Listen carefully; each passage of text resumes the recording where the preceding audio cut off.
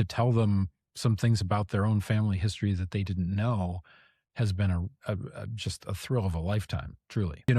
Maybe most importantly, I want to be sure not to forget to say, I mean, the Guillermo, I think has what is the largest and most important manuscript archive of materials from the tequila industry.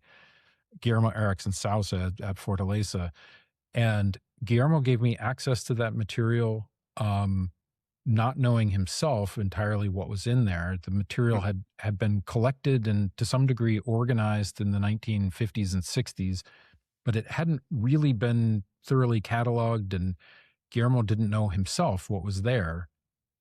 And so, to me, a real act of bravery to say, go into those archives, see what's there, use whatever you find, and Guillermo himself is enough of a fan of history that you know, I mean, the best times putting this book together were a couple of big chunks of time that I spent in his archive, spending all day long going through manuscript materials and then going to see Guillermo at the end of the day to sit and drink one of those bottles like you have in front of you, and then talk about what had come out of the research that day.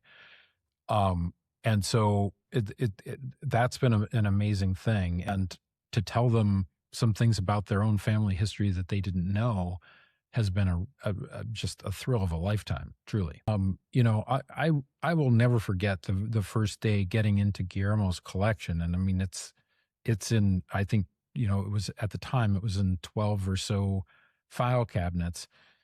And we had to have a locksmith come in to open the file cabinets and all of this sort of thing. We got the first one open and pulled the drawer out, and it just so happened that it was some of the stuff that was nicely organized. And the first folder that is in the drawer is marked 1714. Wow. And, and it's just, manuscript material going back 300 years. And that's an incredible treasure.